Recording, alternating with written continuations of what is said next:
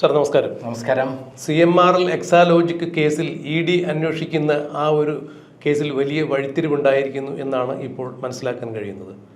CMRL കർത്തയുടെ മകളുടെ ഭർത്താവായ ഒരു ആനന്ദ് പണിക്കറിലേക്ക് ED അന്വേഷണം എത്തിച്ചേരുന്നു. ആനന്ദ് പണിക്കരുടെ ദുബായിലുള്ള റയർ കെമിക്കൽ സൊല്യൂഷൻസ് എന്ന കമ്പനിയിലേക്ക് CMRL എന്ന കമ്പനിയിൽ നിന്ന് 13 കോടി രൂപ കൈമാറ്റം ചെയ്തതായി പറയപ്പെടുന്നു. ഈ കേസിൽ വീണ വിജയന്റെ എക്സാലോജിക് എന്ന കമ്പനിയിലേക്ക് പണം അയച്ചതുമായി ബന്ധപ്പെട്ട തീയതികൾ പരിശോധിക്കുമ്പോൾ ഏതാണ്ട് ആ തീയതി കണക്കാക്കി തന്നെയാണ് ഈ റയർ കെമിക്കൽ സൊല്യൂഷൻസിലേക്ക് 13 കോടി രൂപ എത്തിയിരിക്കുന്നത്. അങ്ങനെയെങ്കിൽ 13 കോടി രൂപ കൈപ്പറ്റുന്നതിന് വേണ്ടി CMRL എന്ന കമ്പനിക്ക് എന്ത് തരത്തിലുള്ള സേവനമാണ് റയർ കെമിക്കൽ എന്ന ഈ കമ്പനി നൽകിയിരിക്കുന്നത് എന്നാണ് EDയുടെ ചോദ്യം. 29-ാം തീയതി വീണ വിജയനെ ചോദ്യം ചെയ്യുന്നതിന് വേണ്ടി വിളിച്ചു വരുത്തുന്നു. അതിനു മുമ്പായിക്കൊണ്ട് തന്നെ ഈ കേസിൽ റയർ സൊല്യൂഷൻസിനെ ആനന്ദ് പണിക്കരെ ചോദ്യം ചെയ്യും എന്നാണ് മനസ്സിലാക്കാൻ കഴിയുന്നത്.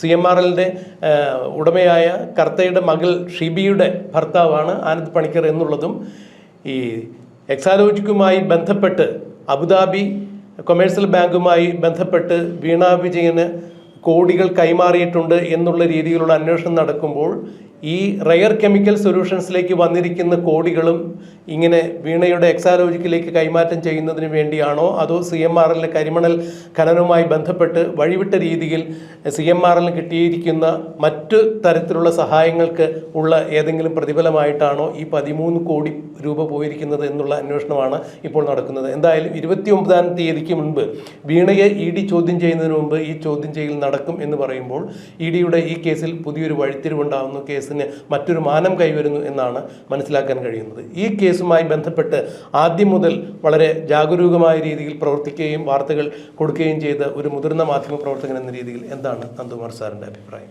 ഇവിടെ CMRL കമ്പനി തങ്ങളുടെ ഉടമ അദ്ദേഹത്തിൻ്റെ ഏറ്റവും അടുത്ത ബന്ധുവിൻ്റെ ദുബായിലുള്ള കമ്പനിയിലേക്ക് പണം അയച്ചതിൽ എന്തെങ്കിലും ദുരൂഹതയുണ്ടെന്ന് പറയാൻ പറ്റില്ല. പക്ഷേ ദുരൂഹത എന്ന് പറയുന്നത് അബുദാബി കൊമേഴ്സ്യൽ ബാങ്കിലുള്ള വിവേക് തൈക്കണ്ടിയുടെയും അതേപോലെ വീണ വിജയൻ്റെയും ഒക്കെ അക്കൗണ്ടിലേക്ക് പണം പോയിട്ടുണ്ടോ ഇല്ലയോ എന്നുള്ള കാര്യമാണ് ഇവിടെ ഏറ്റവും പ്രധാനമായിട്ട് വന്നിരിക്കുന്നത്. ഇതിന് കാരണം ഷോൺ ജോർജ് എടുത്തൊരു പരാതി കൂടിയാണ്. ഷോൺ ജോർജ് എടുത്ത പരാതിയിൽ അബുദാബി കൊമേഴ്സ്യൽ ബാങ്കിലേക്ക് കോടിക്കണക്കിന് രൂപ പല സ്ഥലങ്ങളിൽ ഇത് വന്നിട്ടുണ്ട്. ദുബായിൽ നിന്ന് വന്നിട്ടുണ്ട്, അതേപോലെ ലണ്ടനിൽ നിന്ന് വന്നിട്ടുണ്ട്, അതേപോലെ അമേരിക്കയിൽ നിന്ന് വന്നിട്ടുണ്ട്, കാനഡയിൽ നിന്ന് വന്നിട്ടുണ്ട്, അതായത് ലാവ്ലിൻ കമ്പനിയിൽ നിന്നടക്കം പണം വന്നിട്ടുണ്ട്. അതിനർത്ഥം പിണറായി വിജയനുമായിട്ട് ഇടപാടുള്ള ആളുകളെല്ലാം ഗവൺമെൻറ്റിൽ നിന്ന് പൈസ പോവും. അതിൻ്റെ പൈസ കിട്ടിക്കഴിഞ്ഞാൽ കിക്ക് ബാക്ക് ആയിട്ട് പിണറായി വിജയൻ പറയുന്ന അക്കൗണ്ടിൽ ഈ പൈസ എത്തിക്കുക എന്നുള്ളതാണ് രീതി. അതാണ് ലാവ്ലിൻ കമ്പനി കൃത്യമായി പണം അയച്ചുകൊണ്ടിരുന്നത്. അതേപോലെ തന്നെയാണ് ഇവിടെ നിന്ന് നേരിട്ട് അക്കൗണ്ട് വഴി അയക്കാൻ പറ്റാത്തതുകൊണ്ട് പിണറായി വിജയൻ്റെ മകൻ്റെ അക്കൗണ്ടിലേക്ക് പണം അയക്കാൻ വേണ്ടി പിണറായി വിജയൻ്റെ ഭീഷണിക്ക് വഴങ്ങി CMRL കമ്പനി അദ്ദേഹത്തിൻ്റെ മരുമകൻ്റെ കമ്പനിയിലേക്ക് ദുബായിലെ കമ്പനിക്ക് അയക്കുകയും അവിടെ നിന്ന് വിവേക് തൈക്കണ്ടിക്ക് അയച്ചു എന്ന് പറയുന്ന ഒരു വളരെ പ്രധാനപ്പെട്ട കാര്യമാണ് അവർക്ക് കിട്ടിയിട്ടുള്ളത് എന്നുള്ളതാണ് പുറത്തു വന്നിരിക്കുന്നത്. ഇതിൻ്റെ നിജസ്ഥിതി നമുക്കറിയില്ല. പക്ഷേ സുപ്രധാനമായ തെളിവ്, പിണറായി വിജയനെയും മകളെയും മകനെയും അറസ്റ്റ് ചെയ്യുന്ന സുപ്രധാനമായ തെളിവ് അവർക്ക് കിട്ടി എന്നുള്ളത് വളരെ വ്യക്തമായ ഒരു കാര്യമാണ്. എൻഫോഴ്സ്മെൻറ്റ് സോഴ്സിൽ നിന്ന് എനിക്ക് കിട്ടിയ വിവരപ്രകാരം കൃത്യമായി പിണറായി വിജയനും അതേപോലെ വിവേക് തൈക്കണ്ടിയും അതേപോലെ വീണ വിജയനും അകത്താകുന്ന രേഖയാണ് എന്നാണ് എനിക്ക് കിട്ടിയത്. ഞാൻ ഇന്ന് രാവിലെ ചെയ്ത ആദ്യത്തെ വീഡിയോയിൽ ഈ കാര്യം പറയുന്നുണ്ട്. സുപ്രധാനമായ രേഖ കിട്ടിയിട്ടുണ്ട്. പിണറായി വിജയൻ്റെ ഇടപാടുകളെല്ലാം വളരെ ആസൂത്രിതമാണ്. നമുക്കറിയാം കേരളത്തിൽ വെച്ചിട്ട് അല്ല ഇന്ത്യയിൽ വെച്ചിട്ടല്ല ഇടപാടുകൾ നടക്കുന്നത്. ഇവിടെ പണം ഇടപാടുകൾ മാത്രമാണ് നടക്കുന്നത്. ബാങ്ക് വഴിയുള്ള അക്കൗണ്ട് വഴിയുള്ള പണമെല്ലാം വിദേശത്തുള്ള അക്കൗണ്ടുകളിൽ നിന്ന് അവരെ പിണറായി വിജയൻ്റെയും അതേപോലെ മകൻ്റെയോ മകളുടെയോ അല്ലെങ്കിൽ ബിനാമി അക്കൗണ്ടുകളിലേക്കോ പോകുന്നതാണ്. അതായത് എൻ്റെ കൈവശം കിട്ടിയിരുന്ന 10,000 കോടി രൂപയുടെ പിണറായി വിജയൻ്റെ വിദേശത്തുള്ള അക്കൗണ്ടുകൾ പരിശോധിച്ച് കഴിഞ്ഞാൽ, ഈ വിദേശ നിക്ഷേപങ്ങൾ പരിശോധിച്ച് കഴിഞ്ഞാൽ, ഒന്ന് അബുദാബി കൊമേഴ്സ്യൽ ബാങ്കിലുണ്ട്, ദുബായിലുള്ള ചില അക്കൗണ്ടുകളുണ്ട്, അമേരിക്കയിലുള്ള അക്കൗണ്ടുകളുണ്ട്, യൂസഫ് അലിയുടെ പ്രോജക്റ്റിൽ നിക്ഷേപിച്ചായി കാണാം. അങ്ങനെയെല്ലാം കൂടിയാണ് എൻ്റെ കൈവശം ഉണ്ടായിരുന്ന 2021 പോലീസ് ഒന്ന് റെയ്ഡ് ചെയ്ത് കൊണ്ടുപോയ 10,000 കോടി രൂപയുടെ ഡോക്യുമെൻ്റ് കടത്തിക്കൊണ്ടുപോയത്. എൻ്റെ കൈവശം കിട്ടിയത് 2021 നവംബർ 30-നോ 29-നോ എനിക്ക് കിട്ടുന്നത്. അത് കഴിഞ്ഞ് ഞാനത് വളരെ ഭദ്രമായി അതിൻ്റെ കൂടുതൽ വിവരങ്ങൾ പഠിക്കാൻ വേണ്ടി ഞാൻ എൻ്റെ ഓഫീസിൽ കൊണ്ടുവച്ചതായിരുന്നു. ഇത് എങ്ങനെയോ മണത്തറിഞ്ഞ് അവർ നേരത്തെ എവിടെയൊന്നോ സോഴ്സിൽ നിന്ന് എനിക്ക് കിട്ടിയിട്ടുണ്ട് എന്ന് പറഞ്ഞ് എൻ്റെ വീണ ജോർജിൻ്റെ പേരിൽ നവംബർ 30-ന് വൈകുന്നേരം 4 മണിക്ക് ഒരു കള്ളപ്പരാതി കൊടുക്കുന്നു. അതും അപകീർത്തികരമായ വാർത്ത പ്രസിദ്ധീകരിച്ചു എന്ന് പറഞ്ഞിട്ടാണ് പരാതി കൊടുക്കുന്നത്. അപകീർത്തിക്ക് കേസ് എടുക്കാൻ പോലീസിന് അധികാരമില്ല. എന്നിട്ടും നോൺ ബെയിലബിളായ വകുപ്പ് ഐടി ആക്ട് 67A പ്രകാരം കേസെടുത്തു. എന്നെ പിറ്റേ ദിവസം ഉച്ചയ്ക്ക് അറസ്റ്റ് ചെയ്യുന്നു. അന്ന് വൈകുന്നേരം തന്നെ മുകളിൽ നിന്നുള്ള നിർദ്ദേശപ്രകാരം എന്നെ കോടതിയിൽ ഹാജരാക്കേണ്ട സ്ഥലത്ത് നിന്ന് മടക്കിക്കൊണ്ടുവന്ന് എന്നെ മെഡിക്കൽ ചെക്കപ്പ് നടത്തി മടക്കിക്കൊണ്ടുവന്ന് നേരെ ആ പോലീസ് ഉദ്യോഗസ്ഥനെ എന്നെ എങ്ങനെയെങ്കിലും കോടതിയിൽ ഹാജരാക്കി രക്ഷപ്പെടുത്തുന്ന ആഗ്രഹം ഉണ്ടായിരുന്നു. എന്നാൽ മുകളിൽ നിന്നുള്ള നിർദ്ദേശപ്രകാരം എൻ്റെ ഓഫീസും വീടും റെയ്ഡ് ചെയ്ത് അവിടെ നിന്ന് CCTV എല്ലാം ഊരിയെടുത്ത് ഈ രേഖകളെല്ലാം കടത്തിക്കൊണ്ടുപോയി. അതിൻ്റെ അർത്ഥം എന്താണ്? പിണറായി വിജയന് വിദേശത്ത് ലക്ഷക്കണക്കിന് കോടി രൂപയുടെ വിദേശ നിക്ഷേപമുണ്ട്. അപ്പം ഇപ്പോൾ വന്നിരിക്കുന്ന ഒരു വിവരം വളരെ സുപ്രധാനമാണ്. ഈ 13 കോടി രൂപ ഇവിടെ നിന്ന് കടത്തി ദുബായിലേക്ക് എത്തിക്കുകയും അവിടെ നിന്ന് വിവേക് തൈക്കണ്ടിയുടെ അക്കൗണ്ടിലേക്ക് എത്തിച്ചു കഴിഞ്ഞാൽ വിവേക് തൈക്കണ്ടി പ്രതിയാവില്ല എന്നുള്ള ധാരണയാണ്. അല്ലെങ്കിൽ പിണറായി വിജയന് യാതൊരു തരത്തിലും നിയമം കുരുക്കില്ല എന്നുള്ളതായിരുന്നു കരുതിയിരുന്നത്. പക്ഷെ സോഴ്സ് കേരളമായതുകൊണ്ട്, കേരളത്തിലെ അക്കൗണ്ട് ആയതുകൊണ്ട് അത് ഇവിടെ നിന്ന് ദുബായിലേക്ക് പോകണം. ദുബായിൽ നിന്ന് വിവേക് തൈക്കണ്ടിയുടെയോ അല്ലെങ്കിൽ വീണ വിജയൻ്റെ അക്കൗണ്ടിലേക്ക് പോകുന്നു എന്ന് പറയുന്നത് കൊണ്ട് കൃത്യമായി അവർ കുടുങ്ങുന്ന ഒരു കാര്യമാണ്. മാത്രമല്ല ഇത് 3 പേരും കുടുങ്ങുന്ന ഒരു സുപ്രധാന രേഖ, വളരെ സുപ്രധാനമായ രേഖ എൻഫോഴ്സ്മെന്റ് കിട്ടിയിട്ടുണ്ടെന്നുള്ള വിവരം കൂടിയാണ് ഞാൻ പങ്കുവെക്കുന്നത്. സാർ, ഇതിൽ മറ്റൊരു കാര്യം കൂടി നടന്നിട്ടുണ്ട്. അതായത് CMRL കർത്തയും അദ്ദേഹത്തിൻ്റെ ഭാര്യ ജയ കർത്തയും ഡയറക്ടേഴ്സായ എൻപവർ ഇന്ത്യ ലിമിറ്റഡിൽ നിന്നും വീണ വിജയന് 50 ലക്ഷം രൂപ 2 തവണയായിട്ട് കൊടുത്തിട്ടുണ്ട്. മകളുടെ പേരിൽ കമ്പനിയുണ്ട്, നിപുണ എൻ്റർപ്രൈസ് എന്ന് പറഞ്ഞ മറ്റൊരു കമ്പനിയുണ്ട്.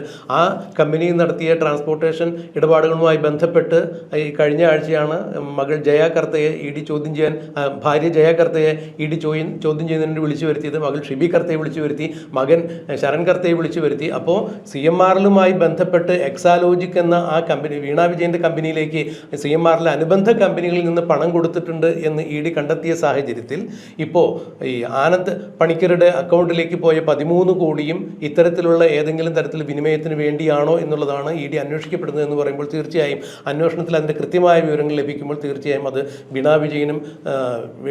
വിജയൻ്റെ അച്ഛനായ പിണറായി വിജയനും അഴിയെണ്ണാനുള്ളൊരു സാധ്യതയിലേക്കല്ലേ കാര്യങ്ങൾ നീങ്ങുന്നത്? തീർച്ചയായിട്ടും. അതായത് ഇപ്പോൾ തന്നെ അവരുടെ എംപവർ എന്ന് പറയുന്ന ഫിനാൻസ് കമ്പനിയിലേക്കും നിപുണ എന്ന കമ്പനി അവരുടെ രണ്ടാമത്തെ കമ്പനിയിലേക്കും 50 ലക്ഷം കൊടുത്തത് അത് തിരിച്ചടച്ചിട്ടില്ലല്ലോ.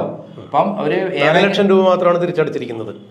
ആദ്യം 25 ലക്ഷം രൂപ കൊടുത്തു, അത് തിരിച്ചടയ്ക്കുന്നതിന് മുമ്പ് വീണ്ടും 25 ലക്ഷം കൊടുത്തു. അതിലാകെ കൂടി തിരിച്ചടച്ചേക്കുന്നത് 4 ലക്ഷം രൂപയാണെന്നാണ്. അതായത് ഒരു ലോണായി കൊടുത്താൽ പിന്നെ ആരും ചെക്ക് ചെയ്യില്ല എന്നുള്ളതാണ് പിണറായി വിജയൻ ചിന്തിച്ചിരിക്കുന്നത്. ഇവിടെ മൊത്തത്തിൽ കൂട്ടുമ്പോൾ പിണറായി വിജയനെതിരെയുള്ള ഇത്തരത്തിലുള്ള ഇടപാടുകളിൽ 5 പൈസ തിരിച്ചു കൊടുക്കുന്നുമില്ല, അതേസമയത്ത് കൊടുത്ത പൈസയ്ക്ക് സേവനവുമില്ല. അതിനർത്ഥം എന്താ? അത് കൈക്കൂലിയാണ്. വ്യത്യസ്ത രൂപത്തിൽ കൈക്കൂലി വാങ്ങിയതിൻ്റെ അഴിമതി നടത്തിയതിൻ്റെ വ്യക്തമായ രേഖയാണ്. അതായത് ഗവൺമെൻറ് തലത്തിൽ ഇവരെ ബ്ലാക്ക്മെയിൽ ചെയ്ത്, CMRL കമ്പനിയെ ബ്ലാക്ക്മെയിൽ ചെയ്ത് അവർക്ക് ആവശ്യമുള്ള മെറ്റീരിയൽ തരാം, അതിന് പകരം ഞങ്ങൾക്ക് ഇത്ര കോടികൾ രൂപ തരണം എന്ന് പറഞ്ഞിട്ടാണ് പിണറായി വിജയൻ ബ്ലാക്ക്മെയിൽ ചെയ്തിട്ടുള്ളത്. ഏറ്റവും അവസാനം വിവരം കിട്ടുമ്പോൾ 5000 കോടി രൂപ ക്യാഷായിട്ട് പിണറായി വിജയൻ വാങ്ങിയിട്ടുണ്ടെന്നും അതേപോലെ ഏകദേശം ഒരു 5 കോടിയോളം രൂപ പല രൂപത്തിൽ വീണ വിജയനും മേടിച്ചിട്ടുണ്ട്. ഒരു 15 കോടിയോളം വിവേക് തൈക്കണ്ടിയുടെ അക്കൗണ്ടിലേക്ക് അതിൻ്റെ അനുബന്ധ സ്ഥലങ്ങളിലേക്ക് പോയിട്ടുണ്ടെന്നുള്ള വിവരങ്ങളുമാണ് പുറത്തു വരുന്നത്. അതായത് നമ്മൾ ചിന്തിക്കുന്നതിൽ അപ്പുറമുള്ള ഭീമമായ തട്ടിപ്പാണ് നടന്നിട്ടുള്ളത്. കേരള മിനറൽസ് ആൻഡ് മെറ്റൽസ് ലിമിറ്റഡിൻ്റെ കൊല്ലത്തുള്ള ചവറയിലുള്ള സ്ഥാപനത്തിലേക്ക് പോകേണ്ട കരിമണൽ ടിപ്പർ ലോറി ഒന്ന് അവിടെ പോവുകയാണെങ്കിൽ ഒന്ന് നേരെ എല്ലാ പോലീസ് സംവിധാനത്തോടുകൂടി പിണറായി വിജയൻ കടത്തിവിട്ടുള്ളത് എറണാകുളത്തെ CMRL കമ്പനിക്കാണ്. അവരെ പറഞ്ഞിട്ട് കാര്യമില്ല. അവരെ സംബന്ധിച്ചിടത്തോളം മെറ്റീരിയൽ കിട്ടണം, അവരെ സ്ഥാപനം നടക്കണം, അതിന് വേറെ വഴിയൊന്നുമില്ല. പിന്നെ കൊടുക്കാനുള്ളത് കൊടുത്തിട്ട് ബിസിനസ് നടത്തുക എന്നുള്ളത് മാത്രമാണ് സ്ഥിതി. ഇതാണ് പിണറായി വിജയൻ ചെയ്തുകൊണ്ടിരിക്കുന്നത്. പല കമ്പനികൾ സമരം നടത്തിയിട്ട് ആ സമരം സെറ്റിൽ ചെയ്യുന്നത് പിണറായി വിജയൻ അവിടെ കാശ് കൊണ്ട് എടുത്തു കഴിഞ്ഞാൽ അവിടെ സെറ്റിൽ ചെയ്യാണ്. യൂണിയൻ നേതാക്കന്മാരും പൈസ മേടിക്കും, അവസാനം തൊഴിലാളികൾ അവസാനം കൊടുങ്ങും. ഇതേപോലെയാണ് പിണറായി വിജയൻ കേരളത്തിൽ ചെയ്തുകൊണ്ടിരിക്കുന്നത്. കേരളത്തിലെ ഏറ്റവും വലിയ കാട്ടുകളനും കൊള്ളക്കാരനും മാഫിയ തലവനും പിണറായി വിജയനാണ് തെളിയിച്ചുകൊണ്ടിരിക്കുന്ന ഒരു കാര്യമാണ് നമ്മളെ മുന്നിൽ വരുന്നത്. കഴിഞ്ഞ തവണ എത്ര നാണം കെട്ടിട്ടാണ് വീണ വിജയൻ ആ പത്രക്കാരുടെ മുന്നിൽ കൂടെ, പോലീസുകാരുടെ മുന്നിലൂടെ മുൻ മുഖ്യമന്ത്രിയുടെ മകൾ നടന്നു നീങ്ങുന്നത് കാണണം. മടങ്ങി വരുമ്പോൾ മുഖം താഴ്ത്തി, മുഖത്തും മാസ്ക് ഇട്ട്, കറുത്ത മാസ്ക് ഇട്ട്, അങ്ങനെ വല്ലാത്തൊരവസ്ഥയിലാണ് വരുന്നത്. അവസാനം വീണ വിജയൻ പൊട്ടിത്തെറിച്ചു എന്നാണ് പറയുന്നത് പിണറായി വിജയനോട്. എന്നെ ഒരു തട്ടിപ്പുകാരിയാക്കി ലോകത്തിന് മുന്നിലേക്ക് ഇട്ടുകൊടുത്തില്ലേ, താങ്കളല്ലേ ഇതിനൊക്കെ കാരണക്കാരൻ എന്ന് പിണറായി വിജയനോട് വീണ വിജയൻ തട്ടിക്കയറി സംസാരിച്ചു എന്നാണ് പറയുന്നത്. അതെ, ഒരു അച്ഛൻ സ്വന്തം മക്കളെ കള്ളനും കൊള്ളക്കാരിയും തട്ടിപ്പുകാരിയായിട്ട് വളർത്തി കിട്ടുന്ന തട്ടിപ്പ് നടത്തിയ മുതലെല്ലാം വരെ സൂക്ഷിക്കാൻ കൊടുത്തു. അവസാനം പുറത്തിറങ്ങി നടക്കാൻ പോലും പറ്റാത്ത വിധത്തിലേക്ക് വീണ വിജയനും അതേപോലെ അവ്യവയുക്തായി കണ്ടിക്കും ഇപ്പോൾ അനുഭവമായിരിക്കുന്നു. അവർക്ക് പിണറായി വിജയന് മകളാണെന്നോ പറയാനുള്ള ഒരു അത്രയും ലജ്ജായിക്കുന്ന തരത്തിലുള്ള ഒരു അവസ്ഥയാണ് പിണറായി വിജയൻ ഉണ്ടായിക്കൊടുത്തത് എന്നുള്ളതാണ് സത്യം.